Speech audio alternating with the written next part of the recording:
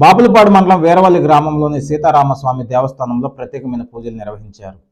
బాపులపాడు మండలం వీరవల్లి గ్రామంలో సీతారామస్వామి దేవస్థానంలో ప్రత్యేకమైన పూజలు నిర్వహించి ఉదయం 10 గంటల నుండి శ్రీరామ జయరామ జయ జయరామ అనే నామ సంకీర్తనతో భజన నిర్వహించి విచ్చేసిన భక్తులందరికీ అక్షింతలు అందచేసి తీర్థ ప్రసాదాలు అందచేయడం జరిగింది. ఈ పూజలలో అమృతపల్లి సూర్యనారాయణ, కోడెబోయిన బాబి, మోర్ల ఆంజనేయులు, ఎం శ్యామల, సురేష్, గణేష్, మహిళలు, పెద్ద సంఖ్యలో భక్తులు, గ్రామస్తులు పాల్గొన్నారు.